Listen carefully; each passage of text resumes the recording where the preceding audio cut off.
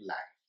When two light waves having same frequency and constant phase difference, ideally zero phase difference, propagate in same direction, then due to superposition at some point their intensity may increase or decrease. This phenomena is called interference of light. तो basically light के interference में दो waves चाहिए जिनकी frequency same होना चाहिए, amplitude nearly same हो सकता है, और जब ये एक ही डायरेक्शन में चलकर सुपर इम्पोज्ड होती है तो किन्हीं पॉइंट्स पर इंटेंसिटी बढ़ जाती है और किसी पॉइंट्स पर इंटेंसिटी कम हो जाती है। ये जो पूरा सिस्टम है इसे हम कहते हैं interference of light. Basically interference of light में इंटेंसिटी ही चेंज होती है, but light energy neither created nor destroyed. इसका मतलब है कि interference follows the conservation of energy and also interference is the redistribution of light energy. कहीं पर energy बढ़ रही है और वहीं उतना ही अमाउंट की एनर्जी कहीं कम हो रही है, इसलिए लाइट एनर्जी का रीडिस्ट्रीब्यूशन होता है, लाइट एनर्जी का प्रोडक्शन नहीं होता है। This phenomena is called interference of light. सारी वेव्स, चाहे वो मैकेनिकल वेव्स हो, चाहे वो इलेक्ट्रोमैग्नेटिक वेव्स हो, लॉन्गिट्यूडनल हो, ट्रांसफर्स हो, हर तरह की वेव इंटरफेरेंस देती है। यही रीजन है कि साउंड वेव्स और लाइट वेव्स दोनों इंटरफेरेंस देते हैं। सेकंड चीज आती है, what is the condition of interference. Basically दो इंपॉर्टेंट कंडीशन है। पहली कंडीशन है the sources should be coherent. Now what is coherent source? The coherent source are the source by which the frequency of waves is same. In source से निकलने वाली जो दो waves होती हैं उनकी फ्रीक्वेंसी सेम होना चाहिए। इसके साथ साथ उनके बीच फेज डिफरेंस या तो जीरो हो या कांस्टेंट रहना चाहिए। ऐसा फेज डिफरेंस चेंज नहीं हो सकता। So these types of sources are called coherent source. अच्छा, incoherent source क्या होते हैं फिर? Obviously incoherent source are those source, two types of the individual source can be said incoherent source, having different frequency and phase difference is not constant. लेकिन इसमें भी कुछ थोड़ी से फॉल्ट्स हैं। वो फॉल्ट ये है कि अगर हम दो सोडियम बल्ब लें जिनका रेटेड पावर सेम हो तो क्या ये इनकोहेरेंट सोर्स होंगे? बिल्कुल इनकोहेरेंट सोर्स होंगे, क्योंकि दो सोडियम बल्ब्स जो हैं अगर पावर सेम है तो उनकी फ्रीक्वेंसी सेम हो सकती है, लेकिन उनके जो एटम्स से जो वेव्स निकल रही है लाइट की उनका फेज डिफरेंस कांस्टेंट नहीं होगा। अलग अलग फेज डिफरेंस होने के कारण वो इनकोहेरेंट के कैटेगरी में आएंगे। हाँ, मोनोक्रोमेटिक जो लेजर रेज होती हैं उनके इंडिविजुअल सोर्स से भी अगर लाइट आती है तो वो हाईली कोहेरेंट होती है and they gives the interference of light. इसमें इंटरफेरेंस में इंटेंसिटी एक बहुत इंपॉर्टेंट टर्म है। मैथमेटिकली इंटेंसिटी क्या होती है? We know that intensity is the energy received per unit area per unit time. So energy upon area upon time, unit होगी watt per metre square और joule per metre square into second. Intensity का जो formula होता है I equals to 2 pi square n square a square rho into v होता है। मैं फिर से एक बार रिपीट करूंगा, I equals to 2 pi square n square a square rho into v, जहां जो n है इसे हम ईटा बोलेंगे।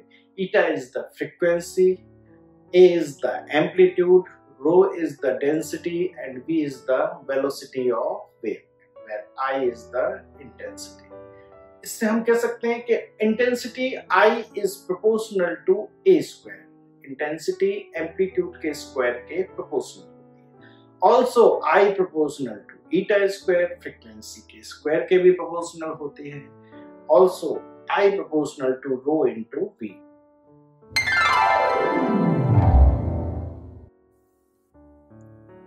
Mathematical explanation of interference. Let two waves having amplitude A1 and A2 and initial phase difference is constant, then displacement equation of waves are given as y1 equals to A1 sin omega t and y2 equals to A2 sin omega t plus phi, where phi is phase difference between waves. Now, according to principle of superposition, net displacement of wave is given as y vector equals to y1 plus y2. ये principle of superposition है जो हम 11th class में अच्छे से पढ़ चुके हैं. सो नेट डिस्प्लेसमेंट जब हम इनको सॉल्व करते हैं मैथमेटिकली तो जो रिजल्ट आता है वो नेट डिस्प्लेसमेंट का इक्वेशन बनता है y equals to a sine of omega t plus theta. ये इक्वेशन है फाइनल वेव का after superposition, where a is the resultant amplitude of the wave and theta is the resultant angle.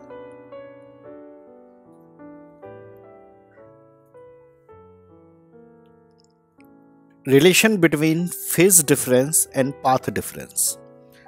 ये जो formula है ये relation numerical solve करने में बहुत काम आता है. ये फॉर्मूला इस तरीके से आपको याद रखना चाहिए कि जब एक वेव एक पूरा टर्न कंप्लीट करती है तो इनिशियल फेज डिफरेंस 0 होता है और फाइनल फेज डिफरेंस 2 पाई होता है. इनिशियल पाथ डिफरेंस 0 होता है और फाइनल पाथ डिफरेंस लेम्डा होता है जो कि उसकी वेवलेंथ के बराबर होता है. इनिशियल टाइम 0 होता है और फाइनल टाइम कैपिटल टी होता है. तो ये आप फॉर्मूला डायरेक्ट याद कर सकते हैं. फेज डिफरेंस अपॉन एंगल रखना है, टोटल एंगल है 2 pi. Path difference delta x, total distance है lambda. Time difference delta t, total time है टाइम पीरियड टी के बराबर. ये रिलेशन से आप डायरेक्ट कभी भी कोई भी क्वेश्चन को सॉल्व कर सकते हैं. फॉर एग्जाम्पल आपको पाथ डिफरेंस दिया हो डेल्टा एक्स गिवन है और आप उसको उससे रिलेटेड फेज डिफरेंस निकालना है तो आप इस फॉर्मूले से इन दोनों का रिलेशन निकाल सकते हैं. Delta phi equals to 2 pi by lambda into delta x. तो पाथ डिफरेंस देने पर फेज डिफरेंस आप आसानी से निकाल सकते हैं और क्वेश्चन को आगे सॉल्व कर सकते हैं.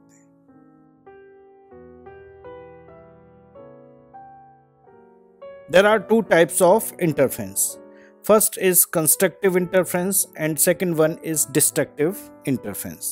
Constructive interference में एक वेव का क्रेस्ट दूसरे वेव के क्रेस्ट पर सुपर इम्पोज्ड होता है जिससे रिजल्टेंट इंटेंसिटी बढ़ जाती है. डिस्ट्रक्टिव इंटरफेरेंस में एक वेव का क्रेस्ट दूसरे वेव के ट्रफ पर सुपर इम्पोज्ड होता है जिससे रिजल्टेंट इंटेंसिटी और एम्पलीट्यूड दोनों कम हो जाते हैं. इस बात को आप इस तरीके से समझ सकते हैं कि सपोज ये एक वेव है और ये इसका क्रेस्ट है और ये इसका ट्रफ है और सेकंड वेव जो आती है वो सेम फेस में चलती है इसके साथ और क्रेस्ट क्रेस्ट और ट्रफ ट्रफ सुपर इम्पोज्ड होता है जिससे जो रिजल्टेंट वेव होती है उसका एम्पलीट्यूड भी ज़्यादा होता है और इंटेंसिटी भी ज़्यादा होती है. डिस्ट्रक्टिव इंटरफेरेंस में सपोज ये फर्स्ट वेव है, ये इसका क्रेस्ट है और ये इसका ट्रफ है और ये सेकंड वेव है. जहां पहली वेव का क्रेस्ट आता है सेकंड वेव का वहां ट्रफ आता है, जहां सेकंड वेव का क्रेस्ट आता है वहां फर्स्ट वेव का ट्रफ आता है और ये एक दूसरे के इफेक्ट को कैंसिल कर देते हैं और जिससे जो रिजल्टेंट वेव होती है उसका एम्पलीट्यूड और इंटेंसिटी दोनों बहुत कम होते हैं.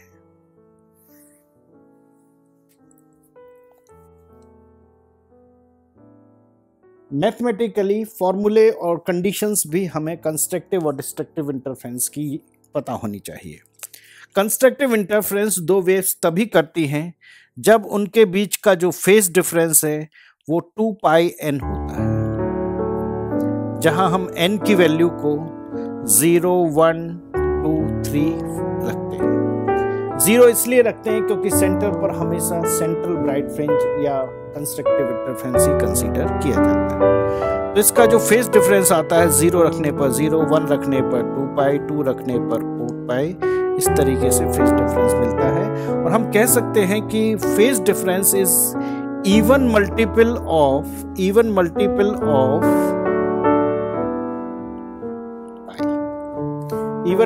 Of pi. पाथ डिफरेंस के लिए आपको रिलेशन याद रखना है कि path difference can be written as delta x के सामने लैम्डा आएगा upon 2π into delta phi. Delta phi की अगर हम कंडीशन 2πn रखते हैं और पाई से पाई कैंसिल करते हैं तो ये 2n λ/2 मिलते हैं। जब हम इसमें n की वैल्यू को रखते हैं तो पहला पाथ डिफरेंस वेव्स के बीच 0 मिलता है, second path difference 2 λ/2, then 4 λ/2 and so on मिलता है। इसका मतलब जो पाथ डिफरेंस है वो λ/2 का इवन मल्टीपल होता है। So path difference during constructive interference is even multiple of λ/2, और ऐसा भी कह सकते हैं हम it is n lambda for constructive। तो कंस्ट्रक्टिव इंटरफेरेंस दो वेव्स तभी करेंगी जब उनका फेज डिफरेंस 2πn और पाथ डिफरेंस n लैम्डा होगा।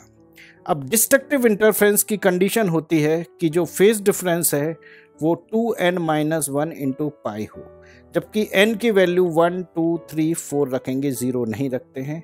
तो जो डेल्टा फाई मिलता है 1, 2, 3, 4 रखने पर वो पाई, 3π, 5π, मतलब delta phi odd multiple of pi मिलता है। अगर हम इसका पाथ डिफरेंस निकालें तो वो 2n-1 λ/2 आता है। जब हम इसमें n की वैल्यू 1, 2, 3, 4 रखते हैं तो पहला पाथ डिफरेंस λ/2, दूसरा 3 λ/2, देन 5 λ/2।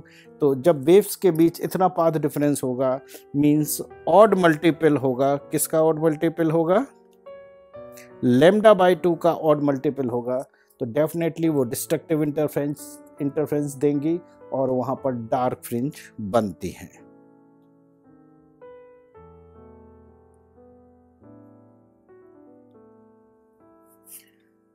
अब हम थोड़ा सा रिजल्ट्स की बात करें तो जहां कंस्ट्रक्टिव इंटरफेरेंस होता है वहां रिजल्टेंट एम्पलीट्यूड क्या होगा। मैंने आपको बताया था कि यहाँ पर जो रिजल्टेंट वेव है उसका एम्पलीट्यूड बढ़ जाता है।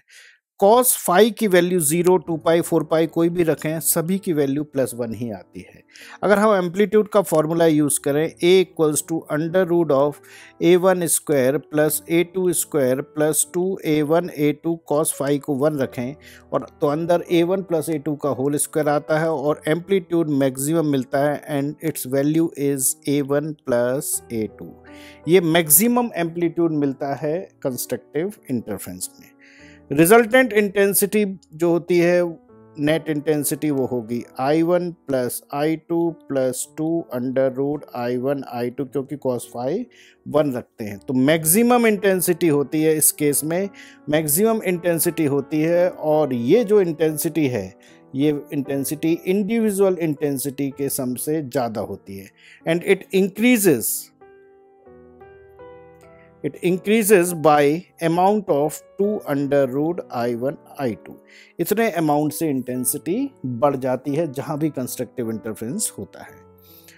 डिस्ट्रक्टिव इंटरफेरेंस में रिजल्टेंट एम्पलीट्यूड सारे cos फाई अगर हम पाई टू 3π रखें तो -1 आते हैं। अंदर a1 - a2 का होल स्क्वायर आएगा, इसलिए एम्पलीट्यूड मिनिमम हो जाएगा। It will be a1 - a2। ज़्यादा एम्पलीट्यूड से कम एम्पलीट्यूड को माइनस करना है इंडिविजुअल वे, और रिजल्टेंट इंटेंसिटी मिनिमम हो जाती है। It is I1 + I2 - 2 √I1 I2, क्योंकि cos फाई की वैल्यू -1 रखेंगे।